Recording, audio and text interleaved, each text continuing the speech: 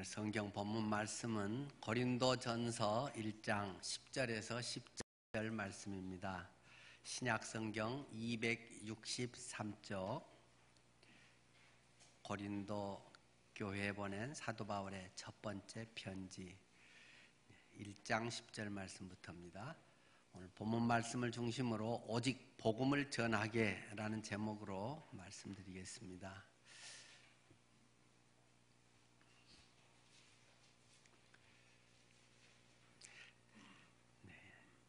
1장 10절 고린도전서 형제들아 내가 우리 주 예수 그리스도의 이름으로 너희를 권하노니 모두가 같은 말을 하고 너희 가운데 분쟁이 없이 같은 마음과 같은 뜻으로 온전히 합하라. 내 형제들아 글로의 지편으로 너희에게 대한 말이 내게 들리니 곧 너희 가운데 분쟁이 있다는 것이라. 내가 이것을 말하거니와 너희가 각각 이르되 나는 바울에게, 나는 아볼로에게, 나는 게바에게, 나는 그리스도에게 속한 자라 한다는 것이니 그리스도께서 어찌 나뉘었느냐? 바울이 너희를 위하여 십자가에 못 박혔으며 바울의 이름으로 너희가 침례를 받았느냐? 나는 그리스도와 가이오 외에는 너희 중 아무에게도 내가 침례를 베풀지 아니한 것을 감사하노니 이는 아무도 나의 이름으로 침례를 받았다 말하지 못하게 하려 함이라. 내가 또한 스데바나 집 사람에게 침례를 베풀었고 그 외에는 다른 누구에게 침례를 베풀었는지 알지 못하노라. 그리스도께서 나를 보내심은 침례를 베풀게 하려 하심이 아니요 오직 복음을 전하게 하려 하심이로되 말의 지혜로 하지 아니함은 그리스도의 십자가가 헛되지 않게 하려 함이라. 아멘. 사도 바울이 고린도 교회에 보낸 첫 번째 편지. 여러분들이 고린도라고 하는 도시에 대해서 자주 성경 공부도 하고 많이 찾으셨을 줄 압니다. 고린도는 우리나라로 하면 한 인천 정도에 해당한다고 생각해도 좋을 것 같습니다. 이 그리스에서 오른쪽에는 아테네가 바로 있고 이 왼쪽 편에 항구 도시로서 아주 큰 항구 도시가 고린도입니다.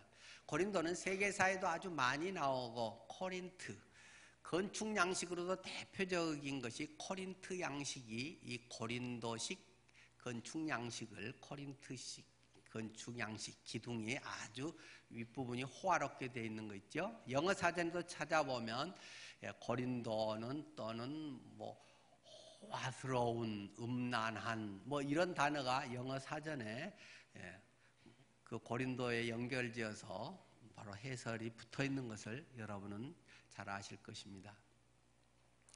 항구도시라고 하는 특징들이 대체로 외국에 새로운 문물을 들여오고 또 내륙에 있는 것을 내보내기도 하고 또 무역들이 중심되어 있기 때문에 많은 사람들이 또 오래 장기 항해를 하고 돌아오면 그곳에서 주로 이제 선원들은 거의 남자들이기 때문에 오랫동안 이러한 성적인 것들이 해소되지 않아서 그 항구 도시에 오면 거의 성적인 것을 해결하는 이러한 매춘 장소들이 거의 공통적으로 있는 데가 이 큰 항구 도시들의 특징이기도 합니다.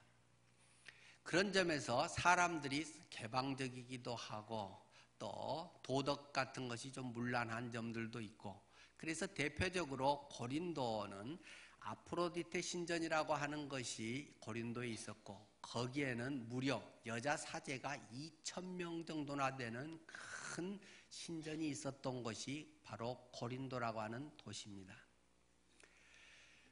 그 당시에는 제사를 지내면 이방 제사들의 특징은 많이 앞에서 예물 가지고 와서 드리고 2차 코스로 여자들하고 한번 자고 나오고 이것이 주로 그 고대 제사 드리는 방식들이죠. 그렇기 때문에 2,000명이 대기를 하면서 그렇게 할 만큼 아주 그런 부분들이 성행에 있는 것이다. 그리고 그것은 또 아주 그 스포츠가 발달한 것이죠. 그래서 마치 그 아시안 게임 같은 것이 2년마다 한 번씩 고린도에서 계속 그 벌어지고 있었던 그러한 곳이 고린도여서 여러 그 면에서 바로 고린도 교회라고 하는 것도 그런 특성을 벗어날 수는 없다라는 점을 참고할 필요가 있습니다. 그곳에서 살고 있는 사람들이 모여서 만들어진 교회가 고린도 교회이기 때문에 역시 그런 문화적인 그런 가치관들이 교회 안에도 그대로 들어와서 걸러지지 않고 거듭나지 않고 여전히 교회 속에 그런 모습이 많이 있더라는 것입니다. 그래서 무려 2000년 전에 쓰여진 이 고린도 전서 후서의 내용이 마치 현대 교회의, 현대 우리 사회에서 흔히 볼 수 있는 그러한 현상과 매우 유사한 면이 많다는 것입니다. 그래서 아마 현대 교회에 대한 여러 많은 문제들을 우리가 공부하면서 또는 문제점의 그 해결책을 찾아가는 데서 가장 실제적인 그 공감 또는 도움을 주는 책이 고린도 전서 후서라고도 말할 수 있습니다. 인간의 속성이 2000년 전이나 지금이나 별 차이가 없다. 그런 또 이해를 할 수도 있겠습니다. 자, 오늘 본문의 말씀에서 사도 바울은 고린도 교회에 몇 차례 편지를 통해서 그곳의 성도들을 일깨우고 또 잘못을 바로잡습니다. 사도 바울은 목회자라기보다는 전도자였기 때문에 많은 곳을 순회를 합니다.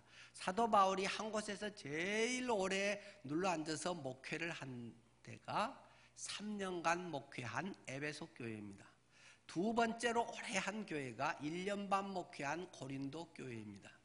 그리고 계속 순회를 하게 되죠.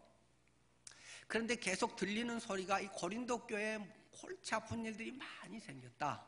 그래서 편지를 여러 번 썼지만 그 중에서 남고 성경으로서의 가치가 있어서 하나님께서 남겨주신 것이 2편이어서 그것을 먼저 보낸 편지를 고린도 전서, 나중에 보낸 편지를 고린도 후서라고 해서 우리 신약 성경에가 남아 있습니다.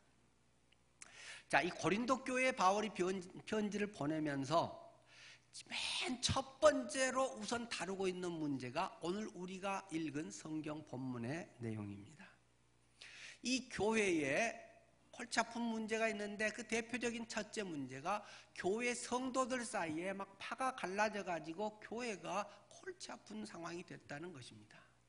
특별히 한두 개 파도 아니고 4개 파가 서로 갈라져 가지고 서로가 잘났다고, 서로가 우리가 성경적이라고, 우리가 정통이라고, 우리가 바로 믿는 거라고 서로가 막 서로 비난을 하고 뒤에서 험담하고 판단하고 정죄하는 이런 일이 이 고린도 교회에 있어서 첫 번째로 사도 바울이 다루는 문제가 이 4개 파에 대한 책망의 문제입니다.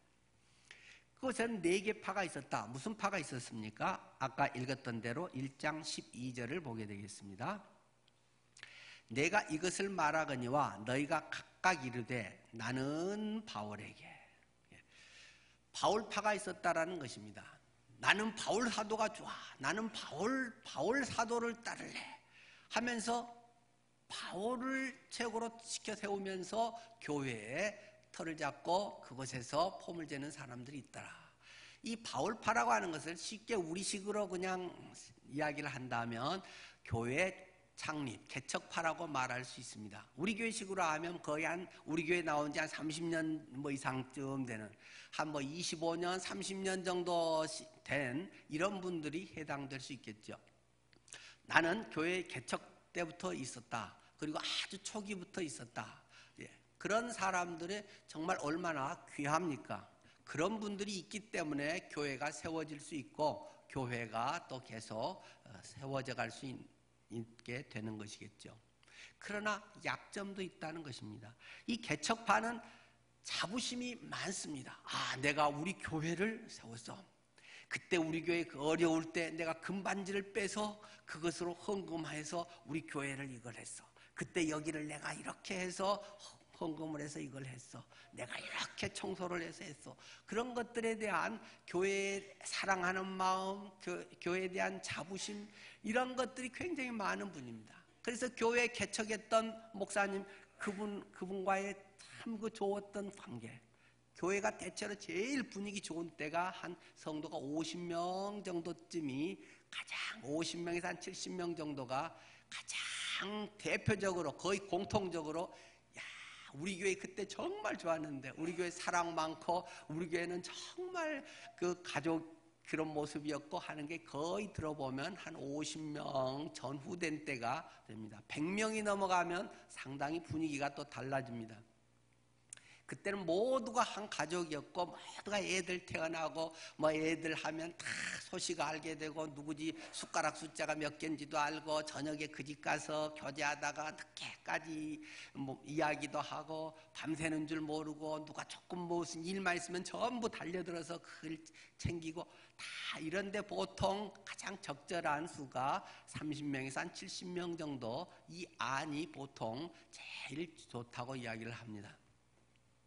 그런데 이 수가 조금 지나게 되면은 이제 그게 쉽지가 않아지죠. 더 뭐 한 200명, 500명 뭐 이렇게 되면 달라지고 그럴 때 이제 목사님이 새로운 사람 중심으로 하고 하면 목사님이 옛날에는 참 뭐 자주 전화도 하고 신방도 하고 그때는 나를 그렇게 막 챙기더니 지금은 돈 많은 사람 교회 들어온다고 관심도 없고 뭐 또 사회에서 높은 사람 들어온다고 나한테는 뭐 신방도 안 오고 이제 뭐 이런 것들이 진짜 어느 교회나 공통적으로 다 생기는 현상들입니다. 그래서 이 개척파가 있고 그 다음에 보면 나는 아볼로에게라고 이야기합니다. 아볼로파가 있다는 것입니다. 아볼로파는 어떤 사람이겠습니까? 굳이 붙인다면 양육파라고 할 수 있겠죠. 이 사도 바울이 개척해 놓은 그 교회에 나중에 와서 제대로 성도들을 양육하고 목회하면서 또 설교를 하고 그 사람들을 이렇게 챙기는 사람이 아볼로라고 하는 주님의 제자입니다. 아볼로는 아주 유창하게 설교를 했습니다. 아볼로는 말을 굉장히 잘한 분이라고 성경은 우리에게 암시해주고 있습니다. 특별히 구약 성경에 대해서는 아주 능통합니다. 역사를 쫙 더듬어가면서 얼마나 구수하게 말도 재밌고 설교도 얼마나 잘하는지 이 아볼로의 그 또 설교를 듣고 그 사람들이 또 너무 우리 아볼로 목사님 훌륭하다. 아볼로 목사님 설교는 너무 좋아 하면서 그 아볼로 목사님을 따르는 교회 안에 부류가 생겨서 아볼로파가 됐다는 것입니다. 근데 이 사람들하고 처음에 개척했던 이제 목사님을 좋아했던 사람하고 이렇게 하면 서로 간에 또 이 분란이 생긴다는 것입니다. 바울은 말은 좀 시원찮게 했다. 말은 조금 어눌하다. 뭐 저를 생각하면 되겠습니다. 제가 말은 좀 시원찮잖아요. 생각은 있는데 이 표현이 제대로 안 되고 그냥 생각 갖고 무조건 여러분들 보면서 하기 때문에 뭐 원고에 그렇게 다 써져 있는 것도 아니고 하니까 말은 조금 시원찮잖아요. 그런데 아볼로는 그냥 대로 배워서 말로 풀어 써먹는 사람이기 때문에 말을 기가 막히게 잘하고 안 졸리게 굉장히 재밌게 잘한다는 것입니다. 자, 그러다 보니까 아볼로 목사님 왔을 때 구원받고 또 양육받은 사람은 아볼로 목사님 최고. 개척했을 때 그때부터 고생했던 사람은 우리 바울 목사님 최고. 뭐 이런 패가 생겼다는 것입니다. 그러다가 또 한 부류도 역시 존재하고 있었는데 게바파라고 하는 것입니다. 게바는 베드로의 본래 이름이죠. 베드로파다. 베드로 뭔가의 그 정통성을 좋아하는 정통파 또는 전통파 이런 사람들을 이제 게바파라고 할 수 있겠죠. 야, 우리가 복을 받고 고린도 이방 지역에서 이렇게 하지만 그래도 이 신앙의 뿌리는 정말 예수 그리스도 예루살렘에서 수제자였던 베드로 그를 통해서 내려온 것이 정통 아니냐? 우리나라는 특히 정통 좋아하잖아요. 뭐 정통 보수 뭐 이 정통자를 엄청 좋아해서 잘 넣는데 정통신앙 베드로를 통한 바로 직통으로 예수 그리스도의 복음이 전해진 바울은 참 똑똑하고 잘하긴 하지만 이 바울 사도는 그래도 이방인의 사도로 한 번도 예수님을 만나본 적도 없고 악수해 본 적도 없고 같이 밥 먹어본 적도 없고 바울 사도는 예수님 살아계실 때는 한 번도 따라 다녀본 적도 없는데 다마스커스로 오히려 교인들 때려잡으러 간다고 사전 구속영장 발부받아가지고 가다가 갑자기 환상 중에 예수님을 만나고 그렇게 변화돼가지고 그 조금 뭔가가 미심쩍은 그런 바울보다는 베드로가 정통하냐 하면서 아마 유대인들 중심이었겠죠. 예루살렘에서 온 그런 사람들이라든가 그 유대인들이 거기에서 이제 또 뿌리내리고 있었던 사람들이랑 뭐 이런 사람들 중심으로 개밥하지. 그래도 정통은 베드로지. 이런 사람들이 또 부류를 차지하고 있다는 것입니다. 그게 끝인가 했더니 또 한 파가 있다는 것입니다. 무슨 파라고 나왔습니까? 그리스도파다. 야야 너희들 뭔 그런 소리를 하고 있어. 우리의 신앙은 그리스도가 중심이지. 그리스도가 다 하셨는데 그리스도 중심으로 가야 되고 그리스도가 모든 건데 너희들 이게 하는 건 이 지금 인간적이고 웃기는 일들 하고 있다 막 하면서 역시 그 나머지 세계파를 비난하면서 자기들의 저것들은 그냥 영적으로 너무 깨어나지 못하고 육신적인 애들이고 복음을 제대로 모르는 사람들이야 이렇게 하는 그리스도파가 그 속에 있더라는 것입니다. 이 네 개 파가 있어서 계속 교회가 골치가 아프다는 것입니다. 그래서 바울이 이렇게 이야기하죠. 13절. 그리스도께서 어찌 나뉘었느냐? 그리스도가 어찌 네 조각으로 공중분해됐단 말이냐? 갈기갈기 그리스도를 찢어갖고 니들이 지금 뭐 그거 자랑하고 있냐? 뭐 이런 이야기를 합니다. 야, 나 바울이 니들을 위해서 십자가에 못 박혔고 바울 이름으로 너희들이 침례받았냐? 하면서 말 같지도 않은 소리들 하지 마라 하고 바울은 굉장히 아주 열을 내면서 그들을 책망하고 있습니다. 그래서 이 그리스도파, 뭐 어떻게 보면 뭐 영성파라고도 할 수 있고 아주 뭐 신앙 핵심파라고도 뭐 복음파라고도 이야기할 수 있겠죠. 근데 바울이 결국 말하려고 하는 것은 무엇입니까?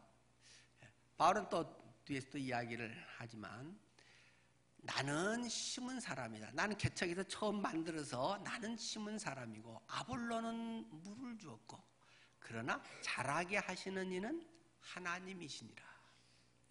내가 한 일은 물을 주는 거였어. 아니, 심는 거였어. 씨앗을 심고 복음의 씨앗을 심어서 너희들이 복음을 알고 아볼로는 그것을 잘 양육해서 잘 설교하고 잘 다독이고 함께 하면서 그들이 그것을 잘 흡수해서 자랄 수 있도록 아볼로는 물을 주었다. 그러나 그랬다고 되냐? 그래도 썩어버린 씨앗도 많아. 자라게 하시는 분은 하나님이야. 결국 자라고 교회가 교회되게 하고 이 모든 것은 하나님이 하시는 일이지 단지 우리는 쓰임받는 주님의 종들에 불과한 거야. 개척 목사님도 훌륭하고 뒤를 이어서 양육하고 안정케 하는 분도 훌륭하고 때론 부흥케 하는 분도 훌륭하고 다 우리가 존중해야 되고 하나님께서 존귀히 쓰시는 귀한 주님의 도구들 그릇들이지만 모든 것의 초점은 어떤 사람에게 돌아가서는 안 되는 것이다. 그 모든 것은 하나님께 초점이 맞춰져야 되는 것이다. 하나님께서 이것을 이루셨습니다. 하나님이 그 시대에 따라 그 상황에 따라서 어떨 때는 이러한 사람들을 준비시켜서 쓰시고 그 다음에는 또 저런 사람을 준비시켜서 쓰시고 하나님의 그때마다 쓰시는 바가 다 다르고 다 귀한 일들이지만 감사의 마음을 우리가 갖는 것은 매우 소중한 부분이지만 결국 존귀돼야 되고 결국 모든 영광을 하나님께 드려야 되는 것이다 하는 것을 우리에게 가르쳐 주는 것입니다. 그 모든 주관자는 하나님이라는 것입니다. 우리가 신앙적으로든 또는 우리가 사회 이론으로서든 우리가 개인적으로 어떤 관점, 어떤 소신, 나름대로의 입장을 다 가질 수 있고 또 갖고 있을 것입니다.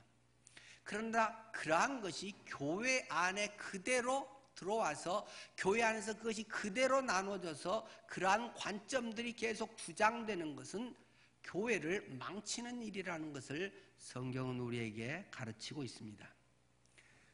너를 위해 죽으신 분은 예수 그리스도이시다.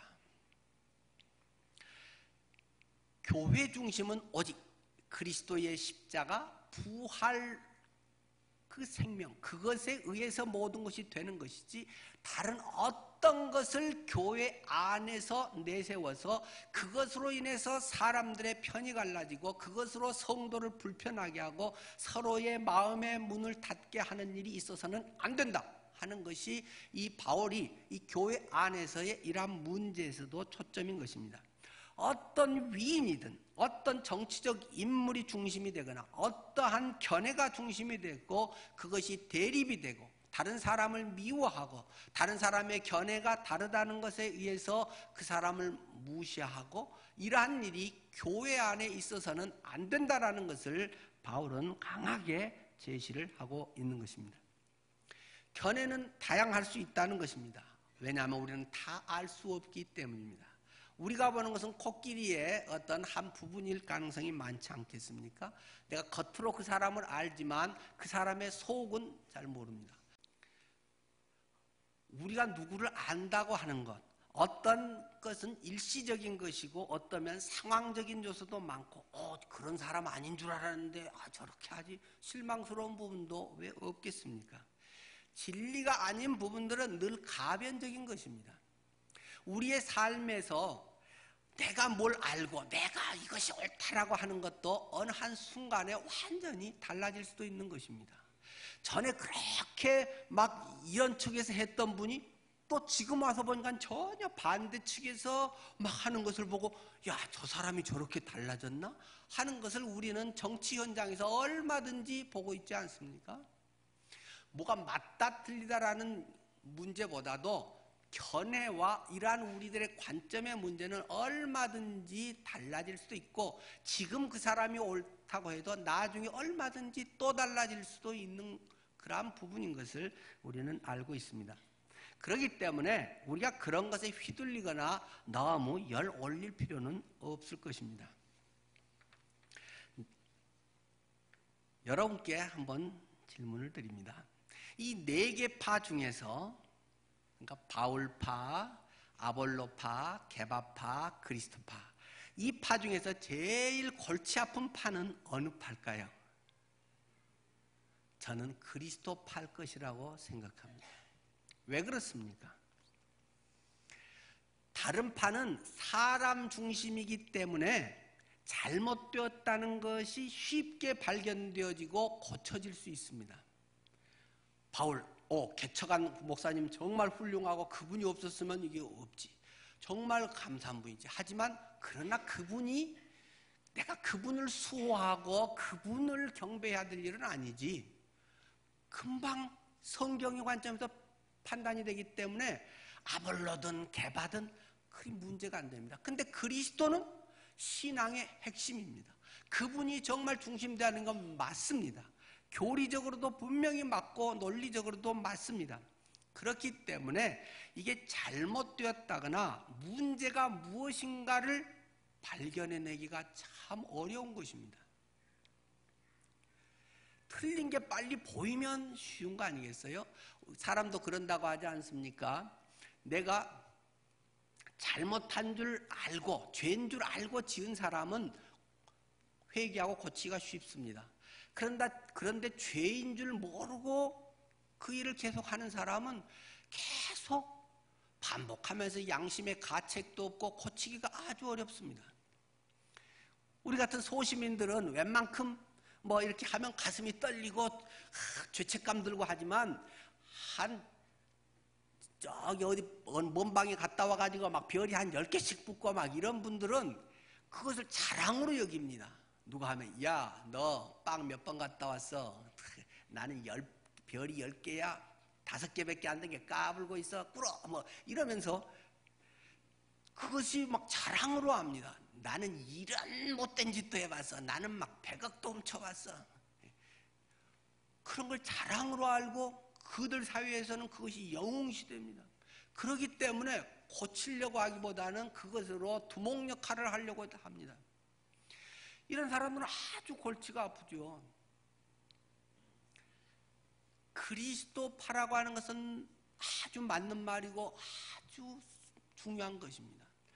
교리적으로도 맞고 논리적으로도 맞고 성경적으로도 분명한 근거가 있고, 근데 문제는 무엇입니까?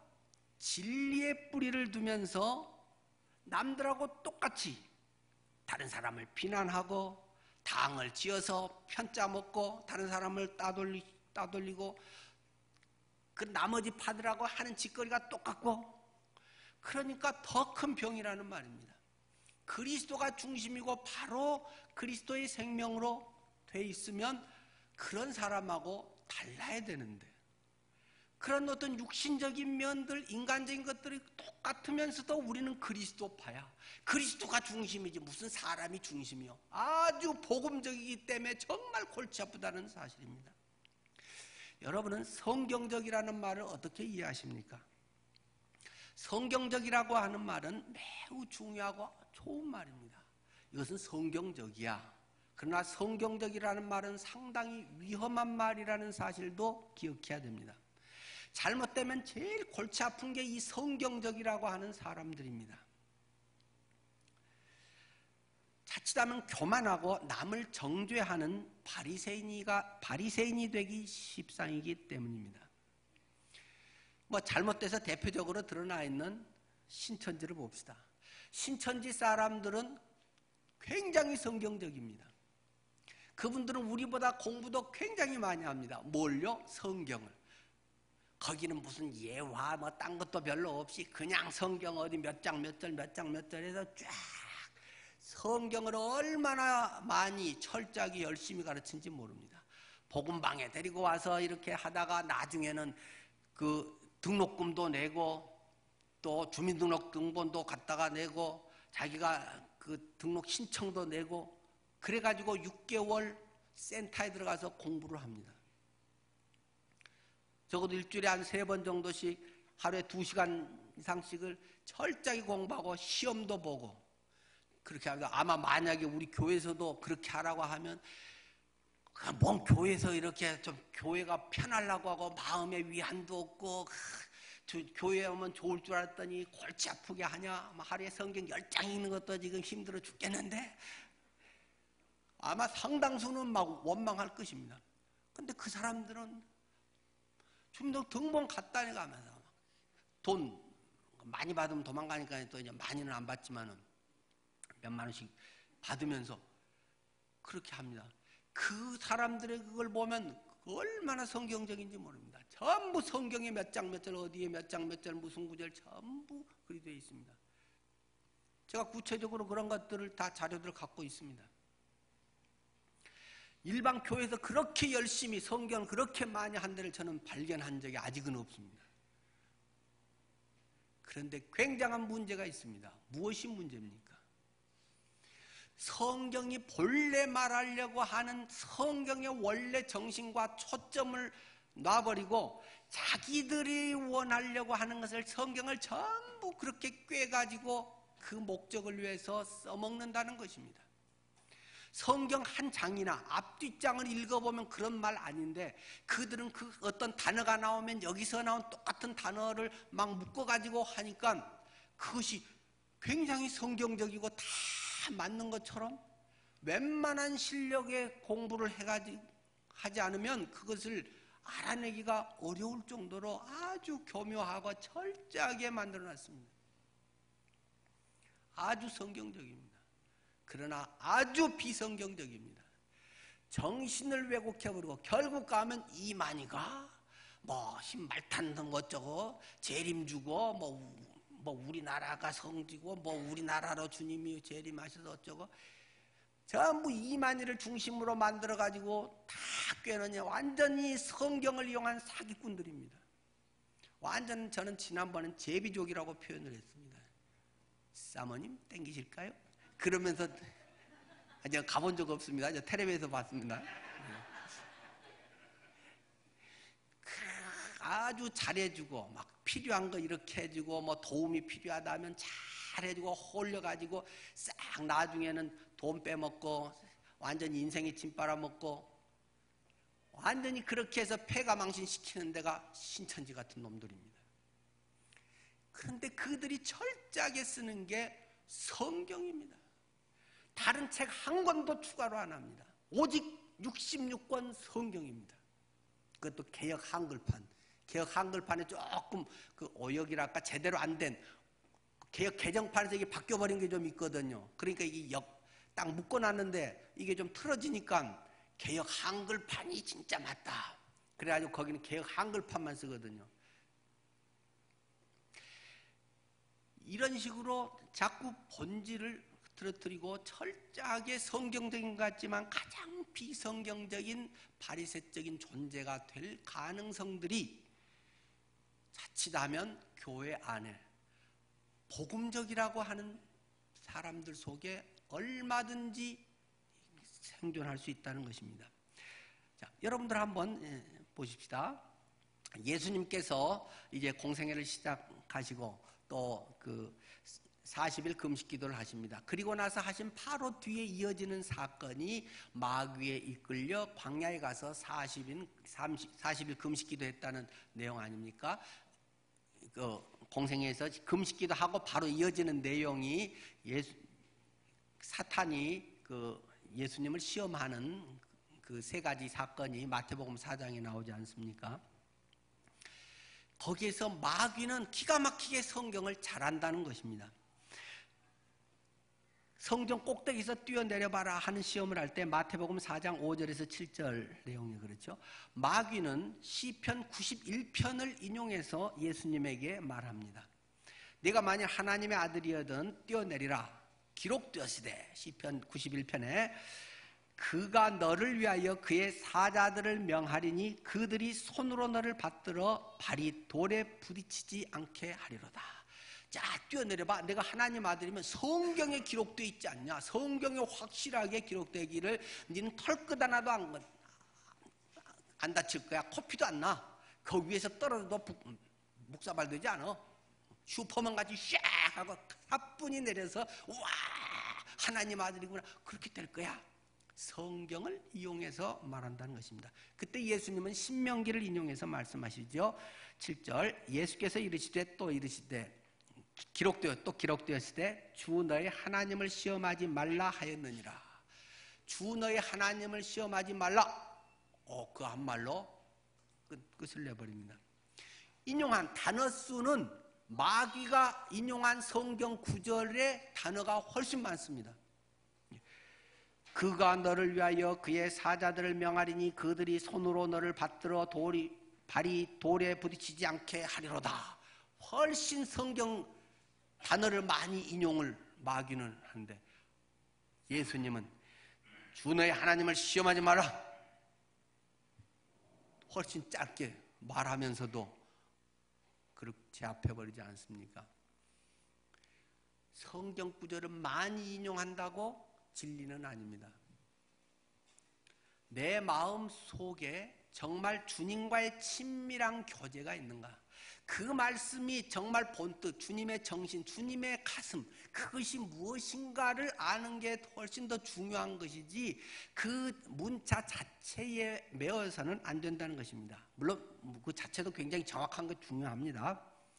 올바로 적용하는 영적 분별력이 바로 되어야 하는 것이고 그것은 날마다 주님과의 친밀한 교제가 일어나는 것입니다. 그것은 물론 큐티 같은 것을 통해서도 일어날 수 있겠죠. 그러나 그것은 쉽게 우리가 알 수 있습니다. 내가 그분을 자주 생각하게 되는가? 그분 생각하면 되게 좋은가? 가만히 있어도 그분이 자꾸 생각나고 한 번 보고 두 번 보고 자꾸만 보고 싶고 그런 마음이 주님에 대해서 뭐 일을 하면서 자꾸 그분이 생각나고 우리가 연애할 때 그러지 않습니까?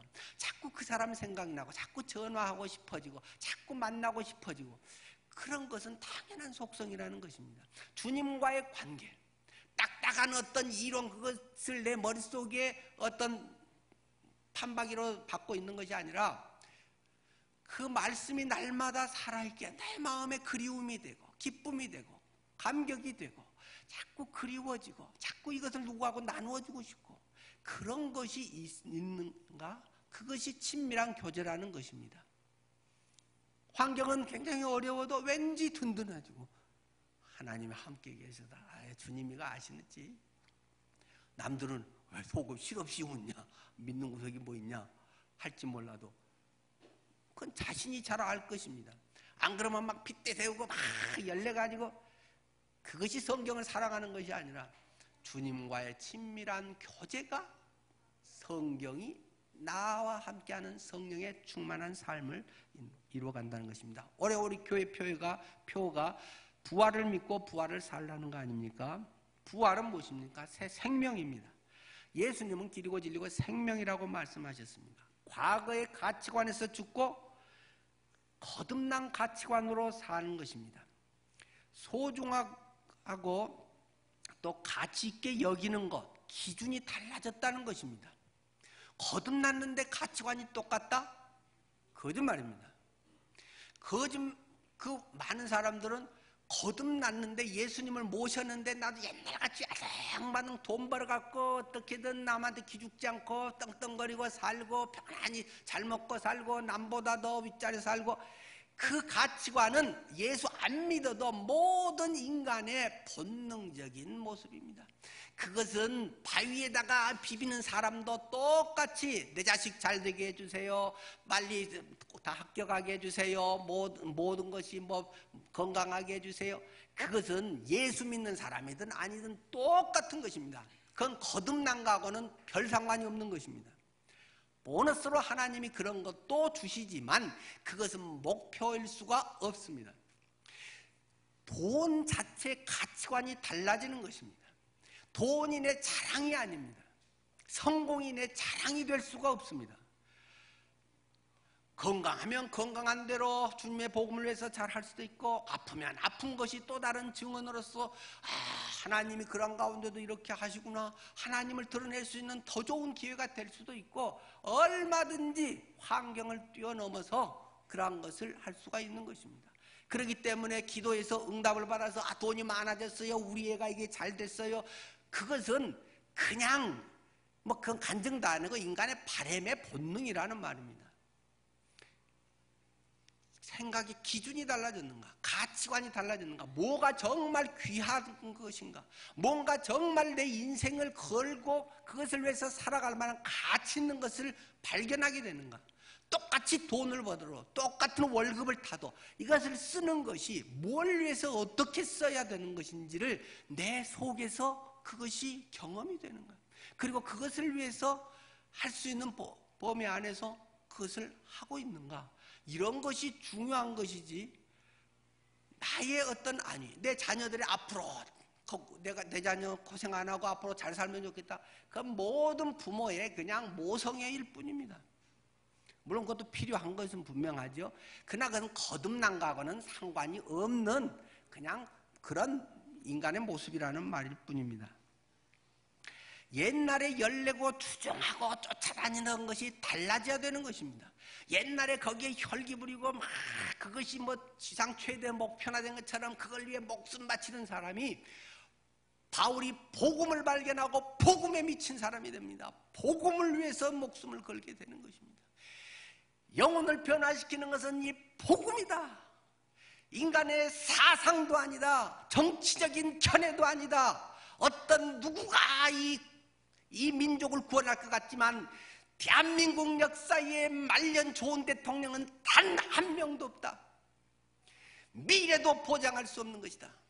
그러나 그런 사람이 앞으로 나와야 되는 것은 분명하고, 그런 역사를 만들어야 되는 것은 그리스도인들이 또 해야 할 우리의 일일 것입니다.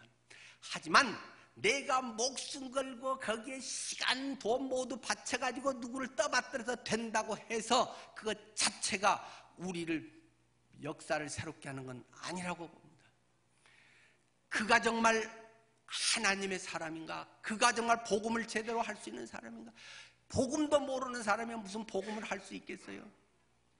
예수 그리스도의 복음을 내가 정말 가졌는가? 복음의 열정이 있는가? 내 가슴에 예수 그리스도의 생명이 뜨거워서 내 기도로 견딜 수 없는가? 나를 위해서 죽으신 그리스도를 위해서 목숨 바치지 못하는데 무슨 다른 사람을 위해서 목숨 바친다는 것 위선일런지도 모릅니다. 나를 낳아주신 부모님에게도 내가 정말 용돈도 제대로 못 드리고 자주 찾아가지도 못하는데 다른 것에 뭘 이렇게 하는 것도 정직하게 돌아봐야 될지 모릅니다. 복음이 무엇인지를 온몸으로 전인적으로 알아야 되는 것입니다. 복음을 깨닫고 누리는데 집중할 수 있어야 됩니다. 그리하여 복음을 전하는 삶을 살아야 됩니다. 토요일마다 계속 1년 이상을 한마음교회 간증을 듭니다. 거기서 물론 배워야 할 게 많고 또 비슷한 것 같아서 지겨운 것도 없지는 않습니다. 그런데 몇 가지 일반 간증과 큰 차이가 있습니다. 무엇입니까? 물론 복음의 부활의 생명력이라고 하는 중요한 것도 있습니다. 그러나 마지막을 보면 일반 사람들의 간증과 상당히 차이가 있습니다. 많은 사람들은 내가 이렇게 어려운데 내가 이런 상황이 됐는데 하나님께서 내 기도를 그렇게 했더니 이루어 주셨습니다. 하나님께서 나를 그래서 그 문제를 해방해서 자유롭게 주셨습니다. 주님이 사랑하셨습니다. 주님이 이렇게 나를 사랑하십니다. 대부분은 주님이 그렇게 해서 감사합니다. 주님께 영광 할렐루야 끝입니다. 근데 이분들은 좀 틀립니다. 꼭 뒤에 사명을 발견합니다. 어제는 메구미 자매 일본 사람의 그 간증했습니다. 우리나라 이사 와가지고 한국 남자와 결혼해가지고 살면서 나중에 이제 복음을 제대로 발견하고 내가 한국과 일본을 복음으로 잇는 그런 다리의 역할을 하겠습니다. 내가 이런 또 어려운 과정들을 통해서 예수 그리스도를 영접하고 부활을 알아서 이 부활을 알지 못하는 일본 사람들에게 내가 이 복음을 제대로 전해야 되겠습니다. 일본 사람들이 복음으로 변화되도록 그래서 일본이 변화되고 한국과 일본을 복음으로 연결시키는 그 역할을 하겠습니다. 나는 뭐하는 아줌마인지도 모릅니다만은 사명이 발견되는 것입니다. 나의 기도의 제목이 원하는 것이 그대로 응답되고 우리의 자녀가 그대로 해서 잘 되고 내가 뭐 어떻게 되고 그것도 본능적으로 우리에게 또 필요한 것은 사실이지만 적어도 그 단계에서 한 단계 앞서야 되는 거 아니겠습니까? 그래서 어쩔 건데 그 기도를 들어줬더니 어쩌자는 거야. 그래서 감사합니다. 내가 잘 살게 됐습니다. 그래서 그리스도가 증거되는가? 주님이 이런 분입니다. 꼭 이분을 영접하십시오. 당신의 인생이 달라집니다. 한국 사회가 달라집니다. 복음이 우리들의 인생을 바꿔놓습니다. 내 자신이 복음으로 뜨거워지고 복음으로 변화되고 복음의 확증이 없이 하는 많은 것은 철새에 불과할지 모릅니다. 견해에 따라서 여기저기 왔다리 갔다리 하면서 복음의 잣대가 분명치도 않은데 사람 쫓아다니다가 내 인생 망칩니다. 그 누구도 나보다 귀한 대단한 존재가 있습니까? 하나님의 아들인 나, 그분의 사명을 가지고 이 세상에서 태어나서 살아가고 있는 나, 내가 누구의 하수인처럼 뭘 누구를 받들고 산단 말입니까? 나는 나의 길을 가는 것입니다. 하나님의 자녀는 자신의 사명의 길을 가는 것이 그것이 최고의 인생이요, 그것이 이 세상의 그 무엇으로도 그 무엇던 권력자로도 다른 무엇으로도 결코 대체할 수 없는 가장 나다운 가장 값진 삶이 아니겠습니까? 여러분의 삶이 발견되기를 바랍니다. 여러분의 기도가 그런 하나님의 응답으로 제갈 길로 갈 수 있는 하나님의 섭리를 이루는 삶이 되기를 축원합니다. 기도하겠습니다. 바울은 이야기합니다.